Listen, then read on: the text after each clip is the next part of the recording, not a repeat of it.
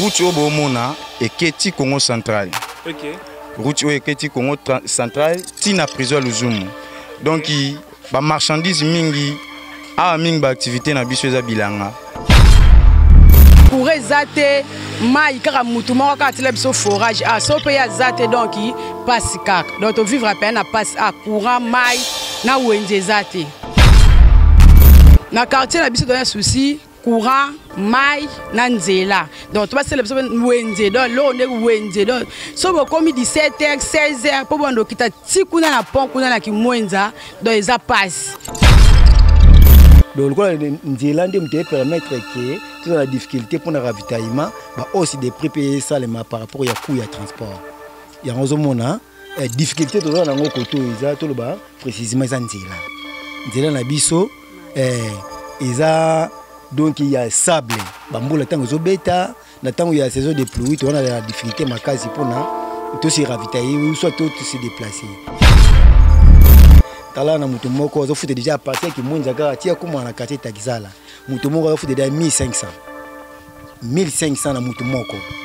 Wana siku na kumata na kukitabuye kaka awa de awa jusqu'à ki munza awa na sina pont na pont ya gare na train 1000 fois. Donc il dit aller et retour pour na quartier tout ça on écouter biso 2500. Solo wana. To wana courantier, tout ça na maïté.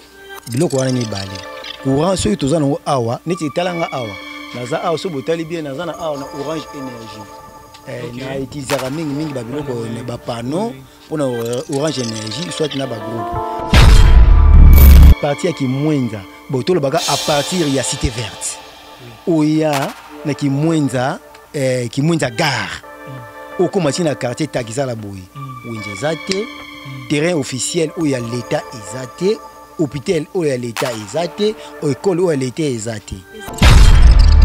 jusqu'à na Kasangulu bon et Kabwani banjela mibale au moins peut-être il y aura prison le Zumu prison le Zumu la yoka la prison le Zumu yango nde ezabwe et puis nzela oyo il faut vous avoir moi muke information na transfert moi muke information nzela oyo iza nzela oyo kosunga peuple kinois quoi na deuxième ravitaillement on a entrée principale ya Kin. Au moins dernièrement wanzela oyo ni mataki bale ekanga makapo na érosion mais batu bazwa ki secours na nzela oyo nzela onde bimisaki batu ti na Kasangulu ti na Congo central kanga déjà plus de 1500 personnes déjà quand la cité awa kana cité oyo presque plus de 1500 personnes. Mais 1500 personnes, on a la première des choses, bazana nous négliger. Négliger c'est nini? Nzela nano, binomoko boye nano na nzela bomoni ndenge botamboli. Grâce à nous que batuka ka bazo sala ba forage na bango privé papa moni yango, ba forage privé yango to utilisaka awa. Sans ba forage wana tozana maite. Tozana bopito ya malamu te. Donc soki mutu azu malade. Première des choses, il faudra akende ko ravitailler kuna na musika. Donc soki azu premier soin. Soki ete kanaye eza makasi mingi. Esenga ba ravitailler akitanase. Mais na nzela oyo eza nanu na pasi boko risque pe mutu na bo perdre ye. Bazo sutukila commune ya Takizala te. Ko sugoneti na nini? Biloko kolia wenze mai courant nzela tala nzela kuta kitoko oyo yango oyo ti ebandi awa ti ba Congo bakosala nzela oyo pe population ya Takizala ekomi bien.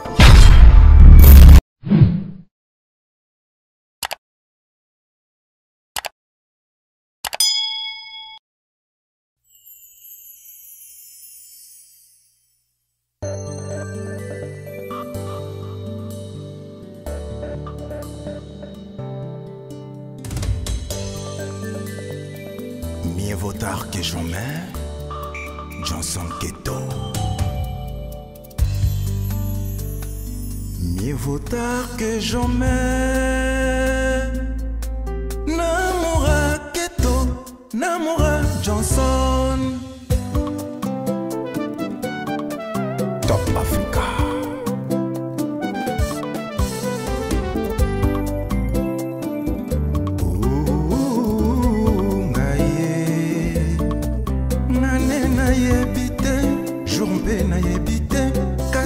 nazondimela kaka patience ngai motema dukuduku mpona kolinga ye ngai motema nyamunyamu mpona kolove ye aleka mema ngai mobimba tu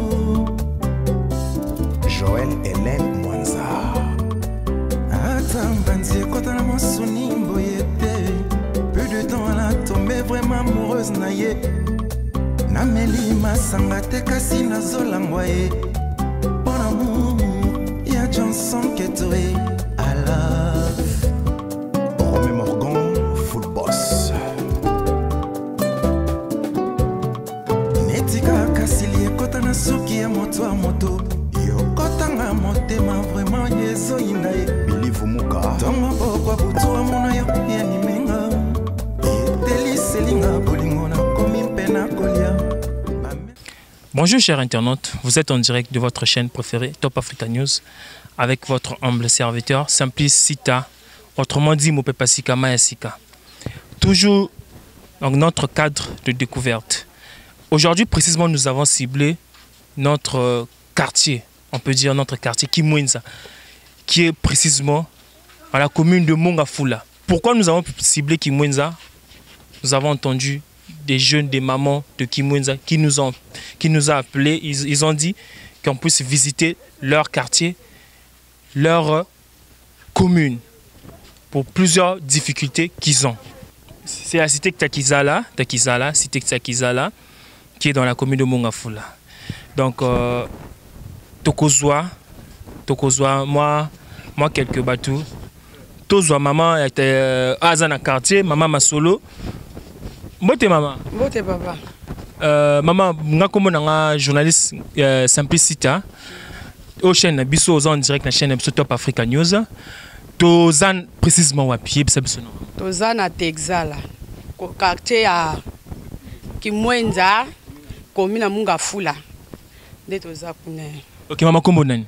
Maman Nasi. Maman Nasi to sepeli ko yamba na chaîne biso. Toyoki mbelo na bino, kolela na bino ndenge boba ndeko loba. Oba difficulté na bino ezabu. Yebisa biso nanu. Awa difficulté ni bozana ngo awa na quartier Takizala. Ah na quartier Texala, toza na pasi ya nzela nanu. Po bimolonga na ba ya Texala koma ti kuna na pomple stokenda wenje. Toza na pasi po nzela eza mabe.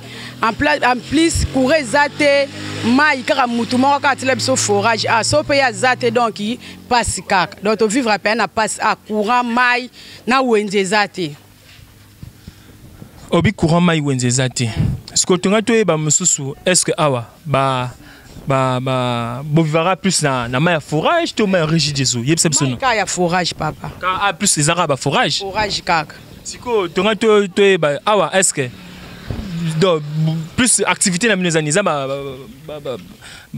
bilanga to ndenge ni yebisa biso non yebisa expliquer biso non aweza kaka bilanga donc soki bato ba wuti ndet na ba mboka kuna ba bilora kaya ni ya libanda to wuti kana libanda basomba bilamba biloro ba zamba koto yo donc bokeka ba zumi bokesa bilanga ba jardin ndet to zala ka to vivre à koto donc to lo baneti quartier na bino ana ne fungwa mité na ne fungwa mité to za na kana bongo tozane fungwa mité quartier donc souci na bino za plus basel la bino neti nini na quartier na quartier na biso donné souci courant mai na nzela donc to basel biso wenze donc lo ndeko wenze donc so bokomi 17h 16h po bondo kita tikuna na pont kuna na Kimwenza donc eza passe wenze za ka tikuna na se donc a elo rezati et l'on comprendre bien eza que wenze zate courant zate mai zate nzela pe zate. Mon boss Johnson Keto, le Tottenham Boys. Mon vieux, là où vous êtes, je vous salue, mon patron Johnson Keto, le vieux Mbembe, tonton Tché, tonton Bio, je vous salue là où vous êtes depuis Tottenham. Je vous salue. Je profite aussi de saluer mon vieux Poli qui fait 6 mois. Là où vous êtes, je vous salue. Et mon vieux Thomas Bouya. Bonjour mon frère. Oui, bonjour chef. Comment nani? Comment Rémi? Rémi aux en direct na chaîne Top Africa News. To moni au jeune na kati ya mabele ya Kimwenza. To sepeli na nous na kati ya ozamana mabele ozamana mabele te. Ouais, ngana vraiment mona mabele donc eloba nango baluba ngala kino mais ngasko na d'origine de Kinshasa d'origine de Kimwenza. Donc vraiment moi na mabele. OK. Ça tombe bien peu comme ça moi na mabele oyebisa biso réalité nini oboza ko vivre na Kimwenza en tant que jeune ya Kimwenza yebisa biso nan. Bon, réalité ya Kimwenza soko zui na wenze o eza na sekuna na pont babenga ngo pont ya lac de Mavale o eza basango ni mutu basala pont na pont Mavale eza ya basango. OK. Kuna mambo eza nango bien mais sika tozano awa eza cité Takizala eza cité o efongami kalate. OK. Donc difficulté eza que route o bomona eketi Congo central. OK. Route o eketi Congo central tina prison Luzumu. Donc ba marchandise mingi mingi ba activité na biso eza bilanga. Mingi eutaka na kati kosala ba makala, ba ndunda, ba pondu eutaka na kati boye. Mais ce qu'on pona ko bima nango boye ezaka na difficulté pour nzela eza malamu te. OK. Donc mon boss Johnson Keto, là où vous êtes oyoki ndenge ndeko na biso a lobby. Mwana na yo a lobby. Ke bazana problème nzela. Siko ndeko bato à Londres kuna nazomona mama mima makombo azo tuna a lobby. Cité yango eza ya mutu, eza individu to eza cité à l'état. Expliquez biso nan. Bon, eza cité moko ya ba chef coutumier. Eza mabela ba chef coutumier. Bango ni mutu bakaboli ba parcelle ba tekela ngo population. Nazomona bana Londres kuna. Mon vieux Papi Kabwiku aucho tuna. Abi bakomaka awa ndengeni pona kokoma na Kimwenza ye auta lemba mon vieux Papi Kabwiku aza mwana lemba pona kokoma na Kimwenza akoma awa ndengeni. Bon, pona kokoma na Kimwenza kozwa bisi ya rond-point nga ba vers cité verte. Tango komi na cité verte wana ozwi ba transport ezo kita vers Kimwenza gare. Nde tango okoma na Kimwenza gare nde okomi ko découvrir ba localité eza ebele nde ba cité Takizala, ba cité Mbekana, ba cité Kimbala, ba cité Manga, ba le week-end ba Kondo. Donc ba cité eza ebele mais nyonso wana eza toujours na quartier Kimwenza. Na komi na Mongafula. OK. To s'appelle Miko Yambao ndeko na biso jeune lokola yo ya Kimwenza na chaîne na biso. Merci beaucoup. Merci. Je vous salue là où vous êtes. Je vous salue là où vous êtes. Babebe tout ya Top Africa. Je vous salue Babebe tout ya Top Africa. Je vois directement Hortense maman na Jemima. Mima Makombo, ma mère na biso, Eveline Chari. Tozana kati ya Kimwenza. Tozana kati ya Kimwenza. Mbote papa. Mbote papa, mais s'il vous plaît. Papa, ngai komo na nga simplicité naza journaliste na chaîne biso chaîne o Yambio Top Africa News. To nga juste ba komo no papa kombo nani? Nga na bon kombo na nga précisément na quartier na yeba na kombo Papa Leki. Papa Leki. Donc kombo no yeba ni Papa Leki. No comment. No comment. Donc wana yo mais ce que prenons na so kombo papa na maman ba boté là. Cliver Boao. Monsieur Cliver. Parce que n'insiste na ba komo no parce que boss na biso azolanda yo. Johnson Keto depuis Londres Zolanda. Donc juste toi papa, tout ça précisément na Kimwenza awa. Tout moni papa jeune lokola yo, ozana makasi na nzoto, ozana boutique oyo. C'est yo papa? Oui, c'est bien ngai. Boutique ya kitoko boye, siko tonga juste toi boutique o e vimba e vanda na Kimwenza. Siko osala randingi pour na boutique e vanda ba marchandise et tonda boye. Expliquez biso non. Bon, dans le quartier Kimwenza, awa na Sibla Evro awa nazo rappelé ba produit libanda. Ba produit na ngai utera libanda à partir ya Matadi Kibala cité 21 ndé na Kimwenza na c'est à partir ya pont na ça ndé ba ravitaillement goto. Ndé yango mona ke nazo ramwa renfort ya ko stabiliser activité au bomoni arbo. Oui. O lobby bien papa. Siko, o expliquer biso non ba produit comment awandengi na souci parce que biso ba biso yo kan nzeleza passer. Nzeleza passer est-ce que ndenge ke no somba ba produit bon, o somba kana même prix yango yo ko revendre awa to vimbisa ka tone o expliquer biso non difficulté msou ezarona nzela expliquer biso non. Bon d'abord ba prix tango na kindara kuna ba prix na sombela kuna yango teza ba prix tekela awa. Ba prix na biso do tekela awa ezalaka mbamo ezalaka mo mukie na prix ya likolo. Par rapport à transport. Transport et ça la biso bongo et puis biso difficulté. Pona ko koma awa tozana ba moyen kaka ya ba moto, ba ravitaillement ne besoin ba moto, yango ne mutu sunga biso pona ba tozo ba ravitaillement rapide. Mais pona ba mituka to na difficulté pona nzela. Donc le nzela ndé mutu permettre que tozo la difficulté pona ravitaillement ba aussi des prix payer ça par rapport ya coût ya transport.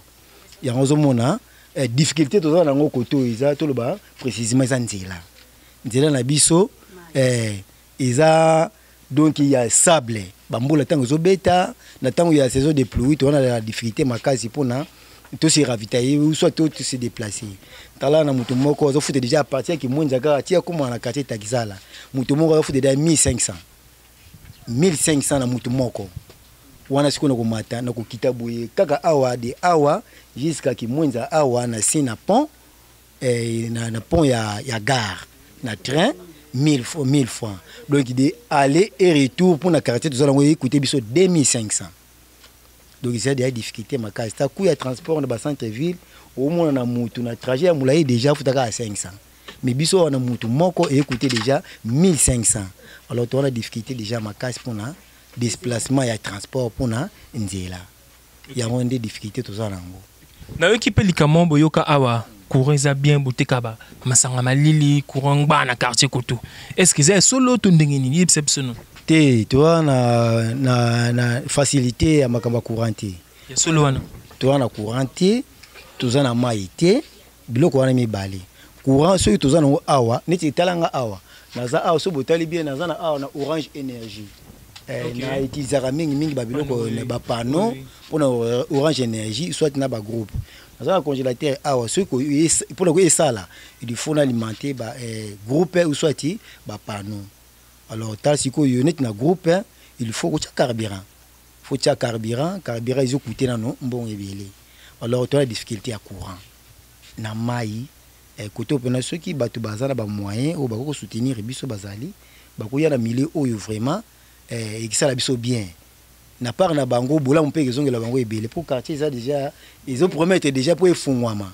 mais siko yo soutien et oyo ko sunga biso pour na to voler to za malamu pour na énergie courant ezati ezati pour to voler il faut kaka ba énergie ya ba panneau ndé mto esunga biso na ministre bo bato toyoka pe yoka a bazo tungela mino wenzi mwa munene yoka na quartier yoka ba tungela mino wenzi munene est-ce que c'est solo to ezaka maloba kaka ya likolo bon eza tozana na information na te côté on a parlé awa boza yoka boza na wenza munene awa te wenzi zati à partir ki mwenza bo to lobaka à partir ya cité verte oya na ki mwenza gare au commencer na quartier Takizala boy wenzi zati terrain officiel où il y a l'état ezate hôpital où il y a l'état ezate école où il y a l'état ezate catholique za institution za l'état te eza sango moko boye yende na mawana yende a instaurer place awa liboso awa awa école à l'état ezate école à l'état pene ezate to na défaut mo boye l'état azotika peuple neti à l'abandon na sens nini ba mili ba site zo fungwama ba marché ezate ba hôpital ya l'état ezate ba bisika où ya l'état zo réserver beneti ba terrain ba les ezate anti marché ya ezate to na marché te de cité verte à Kimwenza jusqu'à Congo central et au Kende boy marché ezate donc ce n'est tu comprendre bien na kacho malobate papa tu te comprendre bien nzela oyo eketi Congo central c'est ça Congo central le monde des aboyeke jusqu'à na Kasangulu bon et kabwani banjela mibale au moins oyebi peut-être yoka prison le Zumu prison le Zumu la yoka la prison le Zumu yango nde ezaboye et puis nzela oyo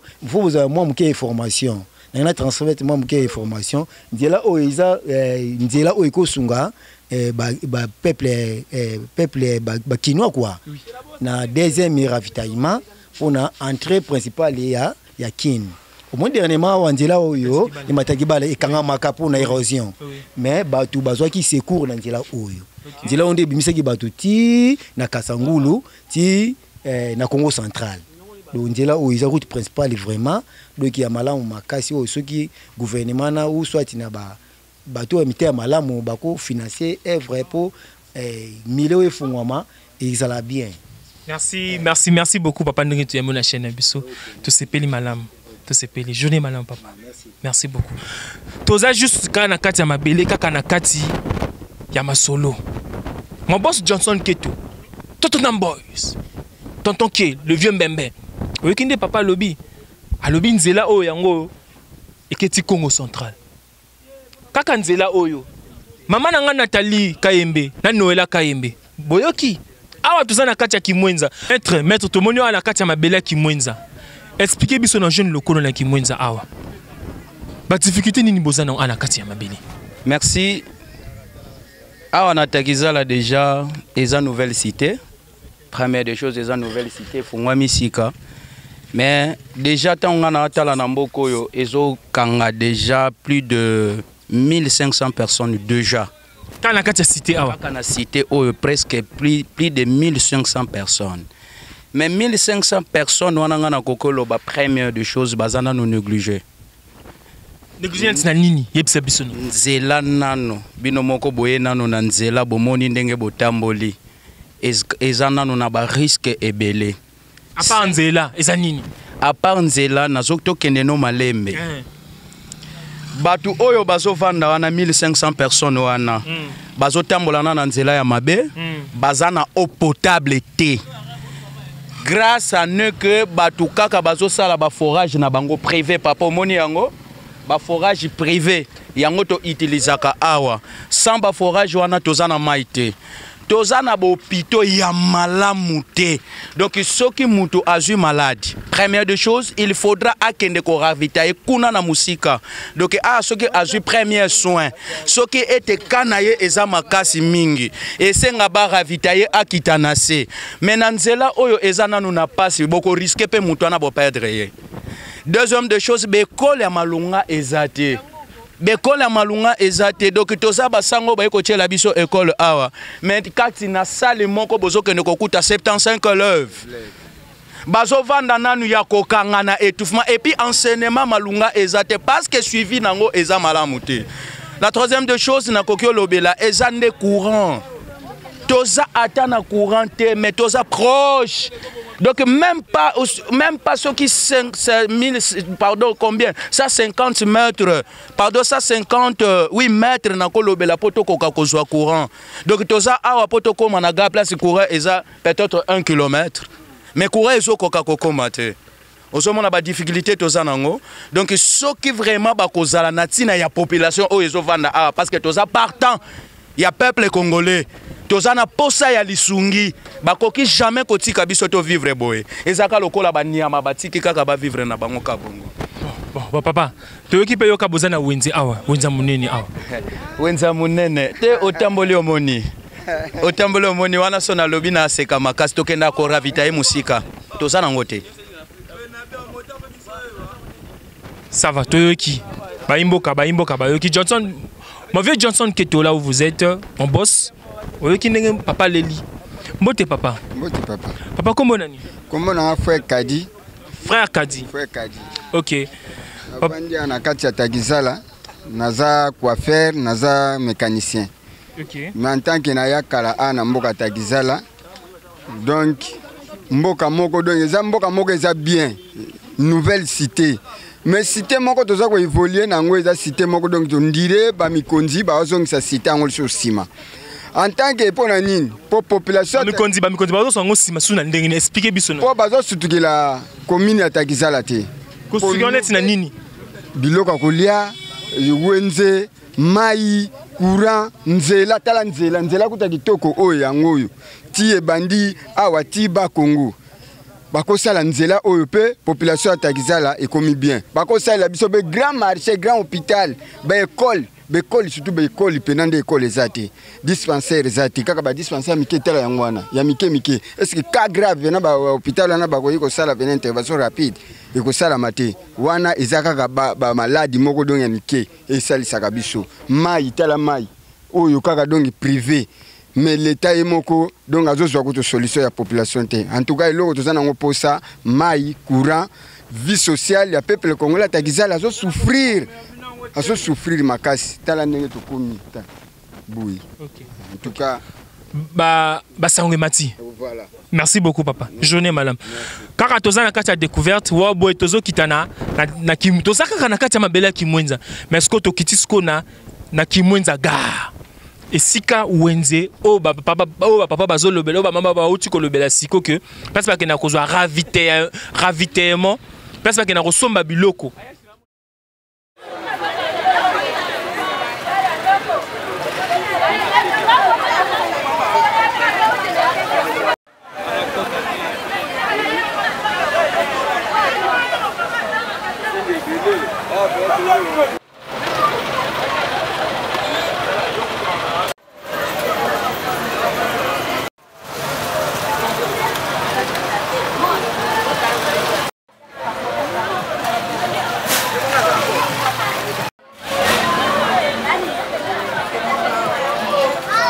Cher internaute, quand tu lobaki tozana katia mabela ki mwenza wenze o ba loba bande ko lobela wenze yango tozana katia wenze o ba lobela ki to komi na wenze to sola mukena ba mama bazotika na ba wenze ya ki mwenza to so mama muke mbote mama mbote papa mama kombo nani omona nga mama Malu to sepeli ko yamba na chaîne biso. OK, to sepeli ko yamba na chaîne biso comme nango Top Africa News. To moni mama Malu na mesa mama. Oyebisa biso no ana wenzi yo tekaka nini? Nateka masango, mbila, aubergine, concombre, pilipili, malala, makala. OK. Siko mama Malu, to ngesko to comprendre.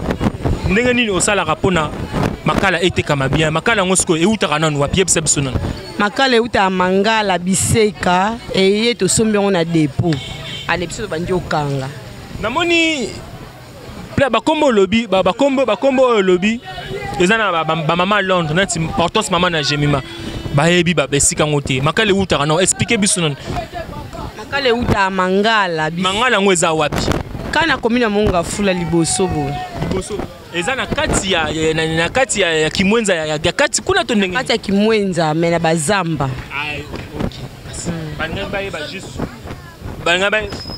ana problème nzela la bien te surtout soki mbula ebeti il faut bakita na mutuka basibongisa na babeche